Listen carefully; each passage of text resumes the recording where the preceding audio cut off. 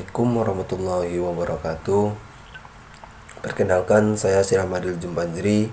Saya dari kelompok 5 statistik sosial yang akan menjelaskan beberapa pengertian dari chi-square atau chi kuadrat. Chi-square atau chi kuadrat adalah suatu teknik statistik yang memungkinkan penyelidikan menilai probabilitas memperoleh perbedaan frekuensi yang nyata dengan frekuensi yang diharapkan dalam kategori-kategori tertentu sebagai akibat dari kesalahan sampling.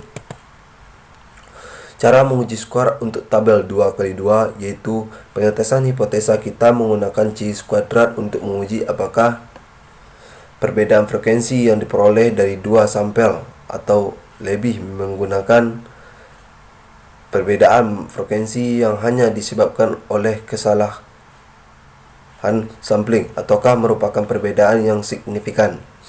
Hal terutama yang dilakukan adalah menggunakan rumus yang telah dicantumkan di atas. Kemudian, hal kedua yang dilakukan adalah menetapkan derajat kebebasannya. Terdapat satu aturan umum yang telah ditetapkan untuk menetapkan derajat kebebasan yang menyangkut tabel yang sedikitnya mempunyai 2 baris dan 2 kolom disebut tabel 2x2. Cara menghitung nilai statistik chi-square adalah dengan menggunakan notasi A, B, C, D untuk melambangkan jumlah frekuensi observasi pada masing-masing sel, sehingga tabel kontingensi 2x2 sebagai berikut. Tabel kontingensi 2x2 untuk perhitungan cepat bisa teman-teman lihat pada tabel di bawah ini atau pada baris di bawah ini.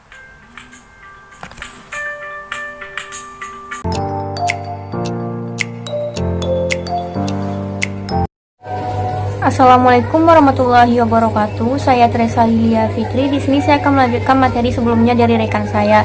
Nah, dari rumus sebelumnya itu untuk mencari nilai chi-square atau chi kuadrat dengan keterangan di mana n sama dengan jumlah nilai dan ABCD itu merupakan frekuensi pada tiap-tiap tabel.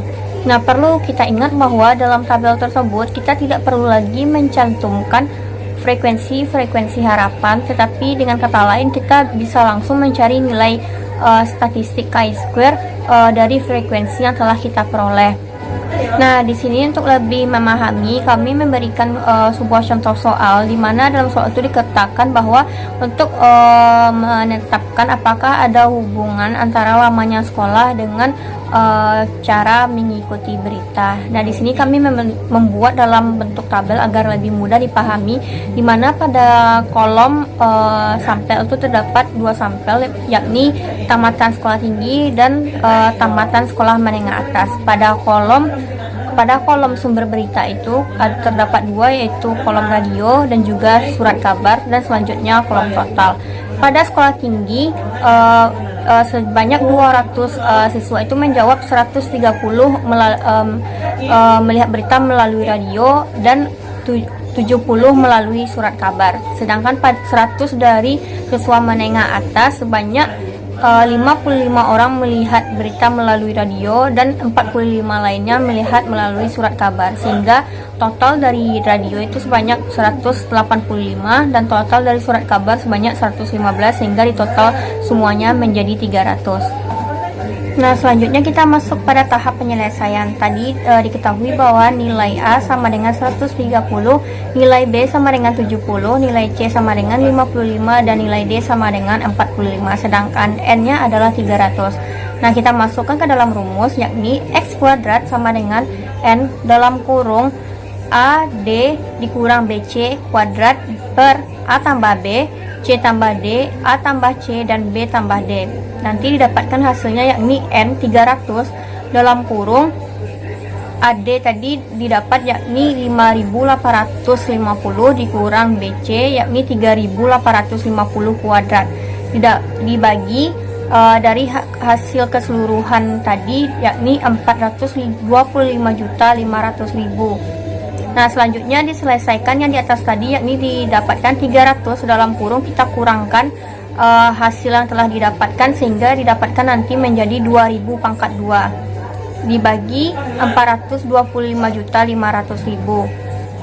Nah, langkah selanjutnya itu 300 dikali 2000 pangkat 2, dimana hasil dari 2000 pangkat 2 itu adalah 4 juta dibagi dari hasil penjumlahan tadi, yakni 425.500.000.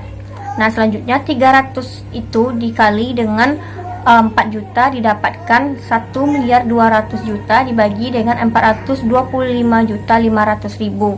Untuk menyederhanakannya, kita coret 50 di belakang angka sehingga nanti didapatkan 12.000 dibagi 4.255, sehingga didapatkanlah X kuadratnya, yakni 2,82. Nah, untuk menentukan adanya hubungan atau tidak, kita mencari derajat bebasnya, dimana karena kolom kita 2 kali 2, maka hasil dari derajat bebasnya nanti didapatkan 1.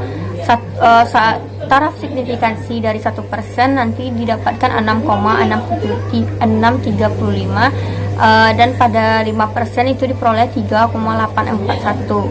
Nah, jika dibandingkan, maka X hasil kecil dari X tabel, maka HO diterima, HA ditolak, sehingga tidak adanya hubungan antara lamanya bersekolah dengan cara mengikuti berita. Jadi selanjutnya yaitu uji Chi-square 2 sampel. Uji Chi-square 2 sampel ini merupakan pengujian hipotesis yang bertujuan untuk mengetahui apakah ada perbedaan dan pengaruh dari dua buah kelompok sampel yang dikelompokkan berdasarkan kategori ataupun klasifikasi tertentu.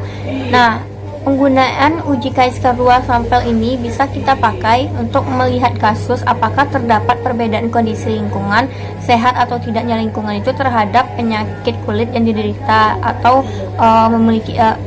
memiliki penyakit atau tidak. Nah, mungkin sekian penjelasan dari saya. Kurang lebihnya saya mohon maaf. Assalamualaikum warahmatullahi wabarakatuh.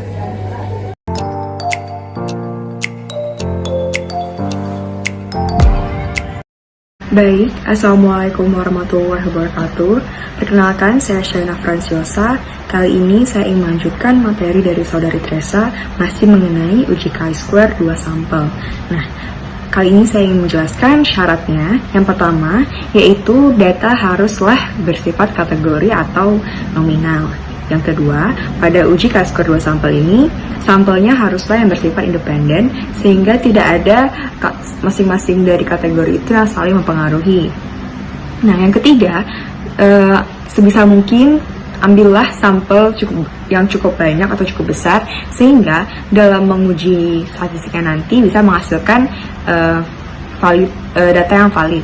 Nah, yang keempat, tidak ada frekuensi observasi yang bernilai 0 pada uji Chi-square 2 sampel ini. Yang kelima, apabila ditemukan kategori sama dengan 2, maka nilai harapannya kurang dari 5. Atau apabila ingin diuji, bisa digunakan uji binomial. Dan yang terakhir, apabila ditemukan nilai kategorinya sama dengan atau lebih dari 2, maka frekuensi harapannya haruslah kurang dari 5 atau tidak lebih dari 20%. Karena apabila itu terjadi bisa menyebabkan kesulitan dalam mengkategorikan data karena dia saling berdekatan gitu. Baiklah, pada uji Chi-square 2 sampel ini terdapat 2 formula yang digunakan. Untuk formula pertama yaitu apabila uji statistiknya memiliki sampel 20-40 dengan rumus seperti ini. Dan dengan formula nilai harapannya seperti ini, dan juga beserta keterangannya. Nah, untuk formula keduanya, kita bisa menggunakan tabel kontingensi dengan formula yang membuat koreksi kontinuitas. Nah, ini digunakan untuk sampel yang lebih dari 40. Begini formulanya, beserta tabelnya. Baik, sekian dari saya. Apabila ada kesalahan, mohon dimaafkan. Saya kembalikan kepada moderator.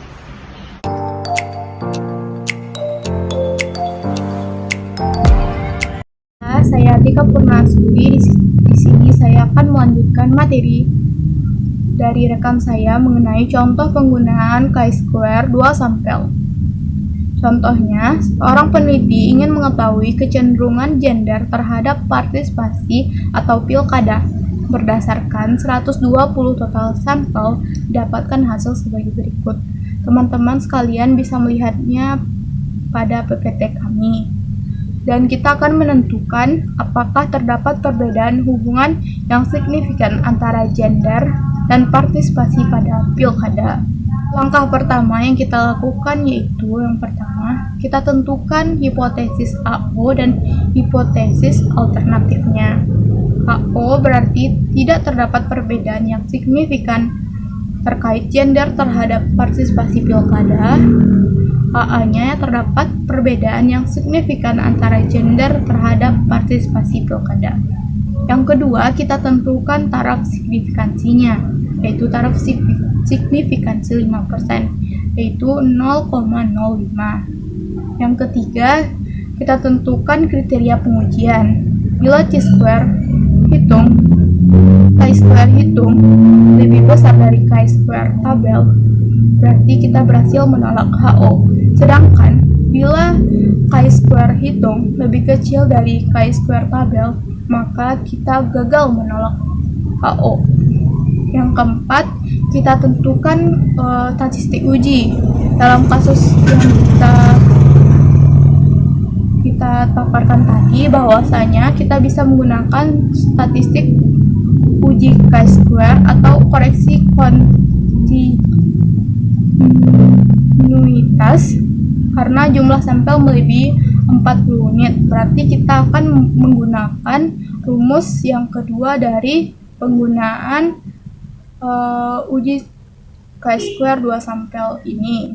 Jadi kita menggunakan rumus yang kedua, yaitu x kuadrat dikurang n kurung A dikali B dikurang B dikali C tutup kurung dikurang N per 2 tutup kurung kuadrat per A tambah B, C tambah D, dan C tambah D, A tambah C, dan B tambah D. Jadi sebelum kita memasukkannya ke dalam rumus, terlebih dahulu kita mengetahui nilai A, nilai B, nilai C, dan nilai D. Jadi dapat kita aplikasikan ke dalam rumus bahwasanya nilai n-nya itu 120, berarti kita masukkan 120 buka kurung A dikali D itu 37 dikali 31 dikurang B dikali C berarti 20 dikali 32, berarti tutup kurung dikurang N per 2 berarti 120 per 2 tutup kurung kuadrat per A tambah B. A tambah B itu 37 ditambah 20, C tambah D itu 32 ditambah 31, A ditambah C itu 37 ditambah 32, B ditambah D itu 20 ditambah 31. Selanjutnya 120 itu kita turunkan, kita kalikan antara 37 dan 31 menghasilkan 1147 dikurang hasil kali dari 20 dikali 32 yaitu 640 tutup kurung dan 120 dibagi 2 jadi 60 tutup kurung 2 kuadrat per hasil tambah dari 37 ditambah 20 itu 57, hasil 32 ditambah 31 itu 63, hasil 37 ditambah 32 itu 69, dan 20 ditambah 31 itu 51. Jadi selanjutnya masih sama, 120 masih sama. Kita kurangkan antara 1147 dikurang 640. Jadi hasilnya itu 507. Kita kurangkan dengan 60. Tutup kurung kuadrat per kita turunkan yang 57, 63, kita turunkan yang 57, 63, 69, 51 yang belum kita kalikan tadi. Jadi selanjutnya 120 itu masih tetap. Hasil pengurangan 507 dengan 60 itu 447 kuadrat per perkalian hasil kali dari 57, 63, 69, 51 itu 12.636,739. Selanjutnya 120 masih tetap. Hasil kuadrat dari 447 itu 19,9809 per 12.636.739. Jadi hasil akhirnya itu 1809.74. Yang kelima yaitu kesimpulan. Jadi dari hasil yang telah kita cari tadi, bahwasanya dapat kita simpulkan dengan menggunakan uji statistik chi-square dua populasi dengan koreksi kontinuitas ini, berarti nilai chi-square hitung lebih kecil dari nilai chi-square tabel. Artinya kita gagal menolak HO.